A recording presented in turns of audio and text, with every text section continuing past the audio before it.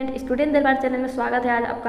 आज हम पढ़ेंगे कक्षा 10 के इतिहास के दूसरे बुक के यानी लोकतांत्रिक राजनीतिक सेकंड बुक के बारे में। पहला चैप्टर है चैप्टर 1 सत्ता की साझेदारी। ये चैप्टर का नाम है सत्ता की साझेदारी। चलिए स्टार्ट करते हैं। इसका पहला परिचय, मतलब क्या पढ़ेंगे हम इसके बारे में।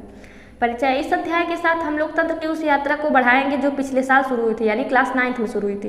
पिछले साल हमने देखा था कि लोकतांत्रिक व्यवस्था में सारी ताकत किसी एक अंग तक सीमित नहीं होती। इसमें हम सत्ता के बंटवारे के उन रूपों पर बातचीत कर सकेंगे जिनकी चर्चा अगले 2 अध्यायों में की गई है, यानी दूसरे लेसन और तीसरे लेसन में इसकी चर्चा की गई है। पहला हेडिंग है बेल्जियम और श्रीलंका। बेल्जियम यूरोप का एक छोटा सा देश है। क्षेत्रफल में हमारे हरियाणा राज्य से भी छोटा है।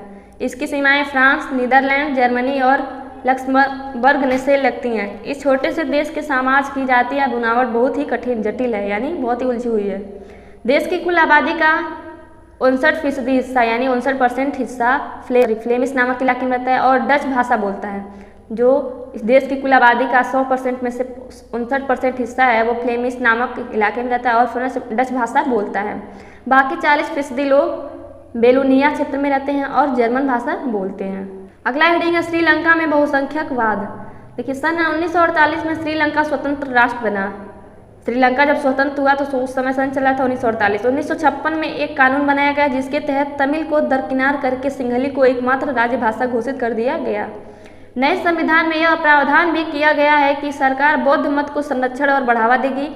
एक एक करके आए इन सरकारी फैसलों ने श्रीलंकाई तमिलों की नाराजगी और शासन को लेकर उनमें बेगानापन बढ़ा दिया, यानी इसमें उनमें बेगानापन हो गया।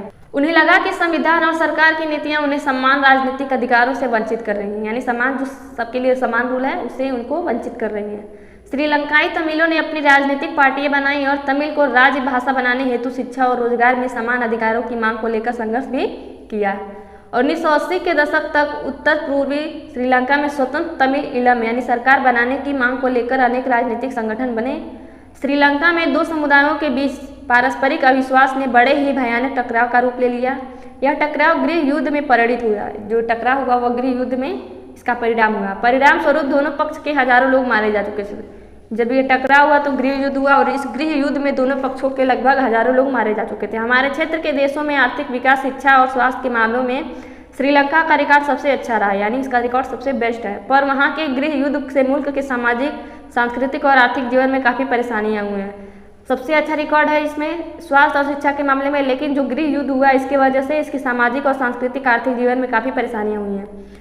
यह गृह युद्ध कब अंत हुआ? 2009 में इस गृह युद्ध का अंत हुआ। आखिरकार जब 2009 आया तो इस गृह युद्ध का समापन हो गया। नेक्स्ट क्वेश्चन है बेल्जियम की समझदारी। बेल्जियम की समझदारी, यहाँ साझेदारी बोल सकते हैं। बेल्जियम के नेताओं ने श्रीलंका से अलग रास्ता अपनाने का फैसला किया। 1970 और 1993 के बीच उन्होंने अपने संविधान में 4 संशोधन किया। संविधान में इस बात का स्पष्ट प्रावधान है कि केंद्रीय सरकार में डच और फ्रेंच भाषी मंत्रियों की संख्या समान रहेगी। डच भाषी लोगों ने केंद्रीय सरकार में बराबरी का प्रतिनिधित्व स्वीकार किया था।